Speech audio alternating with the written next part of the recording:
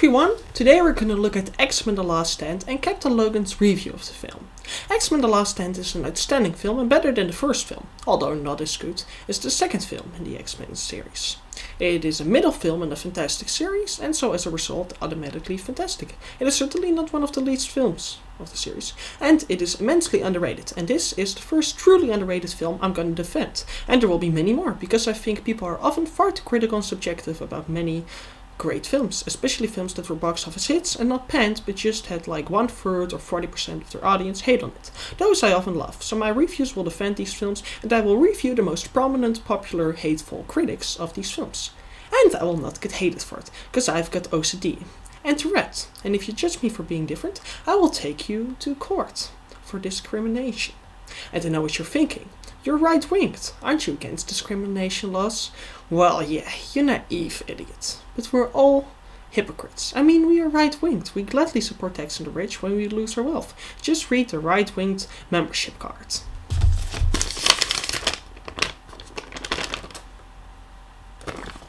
Anywho, this film is great. It has really smart, complex and detailed plots, deep themes, and it is very epic. It does have a somewhat different tone from the first two films, being more epic, but it is still really smart and serious and has mostly the same tone, has great acting, music and direction, and although having less deep character arcs, it still has some and a lot of deep themes and plot lines, and it is just as well acted with great special visual effects.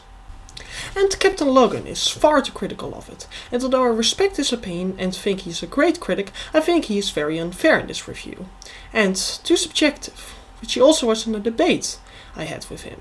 Now, I don't mind people disagreeing with me. Confused Matthew disagreed with me, and that is cool. What bothers me is that Captain Logan is very subjective, even though he claims to try to be objective, and that I think it is unfair because he claims to be objective, giving him credibility, but that does mean you can be proven wrong, and it isn't just your opinion anymore. And now I'm aware Captain Logan is very famous, and I know I'll get a lot of hatred for this, and I love his reviews also, but I think it is important to point inconsistencies of anyone, and that no one is above criticism, including me. So if you think I'm sometimes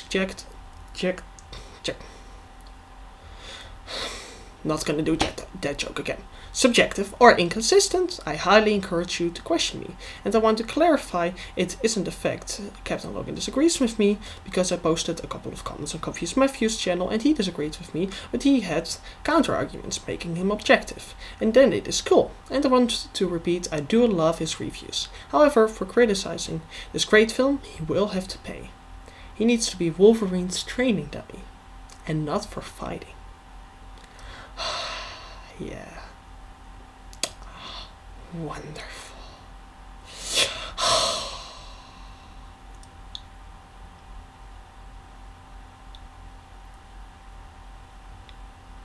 Anywho, also since I wrote this script, Confused Matthew released his long-awaited review of the film. And when I say long-awaited, I mean get the hell on with this! So I'm gonna be reviewing him as well. And Matthew, I want to make clear, I'm a big fan of you, and I don't hold... No, not gonna do that again. I don't hold any grudges against you. All the hatred in this is simply for comedic purposes. And part of me being an absolute ale. Just ask the Aryans. To those of you who don't get that reference, you're responsible for the downfall of Catholic culture. To those of you saying, didn't child molesting have something to do with that? Well... shut up.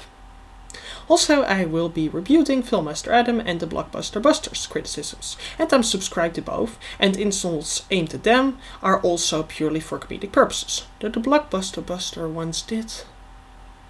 No, never mind. My knife must be slow.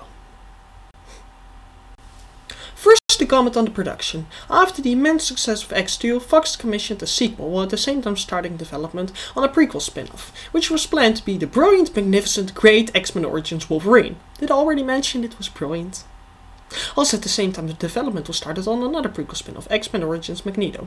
Also development was furthered, which had started during the making of X2, on another prequel spin-off, focusing on the old X-Men when young, which would end up becoming X-Men First Class, the least film in this series. Whoa, did I just triple jump the shark? There should be a new word for that. It is bisexually freewaying the shark. Yes.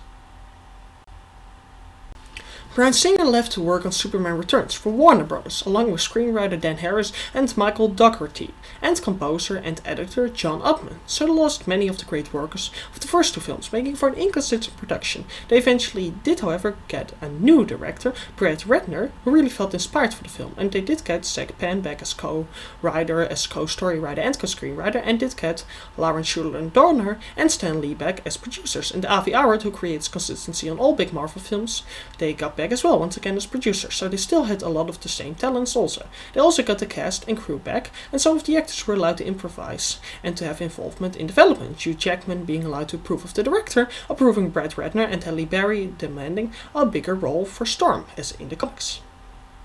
They also got an immensely high budget of $210 million, one of the highest budgets of all time. Meanwhile, Spider-Man 2 came out in 2004. And alright, since I'm gonna need to be OCD-ish in the numbers again, why don't you meanwhile check out some porn? To those of you who are into B-sex and diaper wearing, I suggest you check out Brandy's Little Diaper Sissy, Part 1 and its sequel.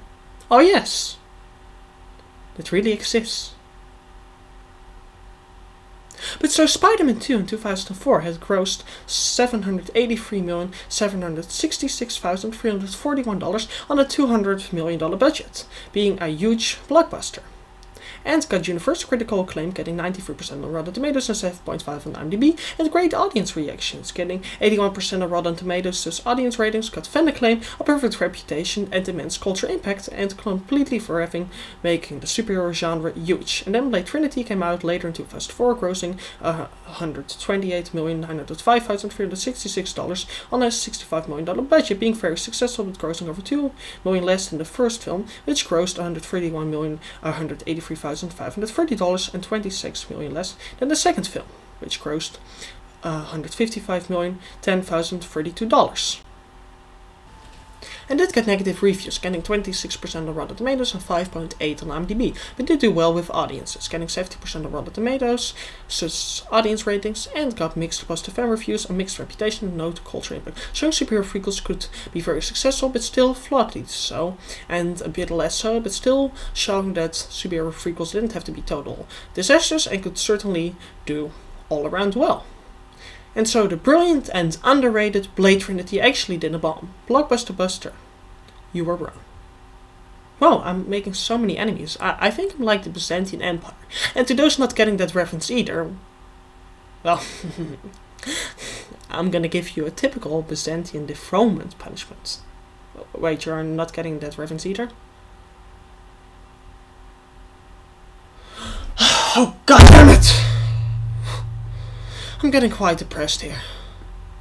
Well, at least the material will make joking easier. I think. And in 2005, Batman Begins came out and grossed $372,710,015 on a $150 million budget and grossed $134 million more than the underrated Batman. Sorry, I couldn't say that one with a straight face. Which grossed $238,207,011 and grossed $105 million more than Batman Returns, which grossed $266,822,354 and grossed $36 million more than Batman Forever, which grossed $346,529,844 and grossed only over $38 million less than Batman, which grossed $411,348,924 and got widespread critical acclaim with 85% of Rotten Tomatoes and 8.3 on IMDb, and masterful audience reactions with 90% of Rotten Tomatoes audience ratings, universal fan acclaim, a masterful reputation, and immense cultural impact. It was the most successful Batman film that at that time, I mean by far, that by far was the most successful Batman film at the time. And it completely revived the Batman series. And this made the market even safer for X-Men The Last Stand, although it still was the first prequel that could be truly, ultimately successful as much as the first two films. And prequels still did all around a bit less and had used to do terrible. But it still had a lot more chance now and had a high chance of being successful, with there being so many such big superhero films and mostly successful prequels. But it still was a bit risky since many previous superhero prequels did crash and burn. And James Marsden wasn't available due to Bryan Singer using him for Superman Returns, so Fox decided to kill him off. Fox was also more involved with this film, supervising the making, asking to kill off Xavier for a dramatic turning point in the script. And that's since the brilliant, outstanding, smart, fantastic, awesome, fantastic, clever prequel spin-off X-Men Origins Wolverine was in development. At the same time, there were restrictions on what kind of mutants could be used in the film, thereby making for a little bit more of a controlled and restrained production, so that the prequel could also be well made, and they got two great, well-controlled and disciplined films for the price of one. The script went through many drafts, over 24 in fact, and they again used a lot of CGI, but also more miniatures, practical stunts and makeup. So this was a flawed but fantastic production, and luckily Bryan Singer left to make the brilliant Superman Returns. I'm just jumping the Shark Imperial Army. I love it.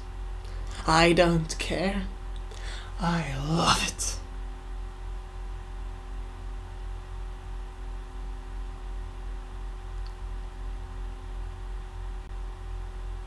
So let's look at the film itself. The plot again is really fake, dramatic, clever, original, logical, and this time immensely epic. IQ is invented by using the powers of a certain mutant, which is really clever because a mutant's powers can be anything, so it's believable that a mutant's powers could stop another mutant's powers. That makes a lot of sense.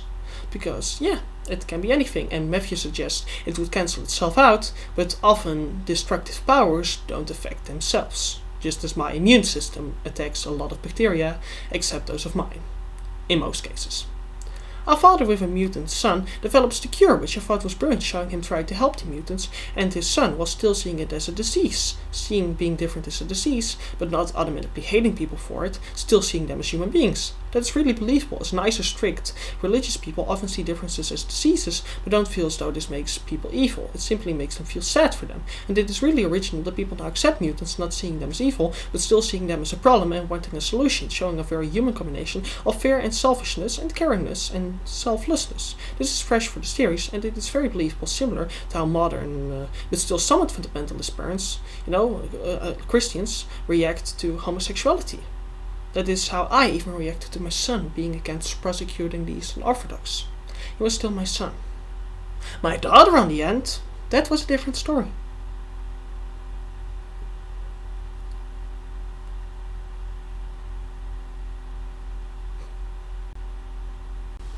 And the president now respects mutants and has appointed a mutant in a high position, which creates a more ambiguous situation where the government understands the mutants and wants to help them, but is troubled with how to, which really expands upon the ending of X2 and organically fits the series, showing this film does have great continuity. And it makes sense as the president saw he needed to find a way to create peace.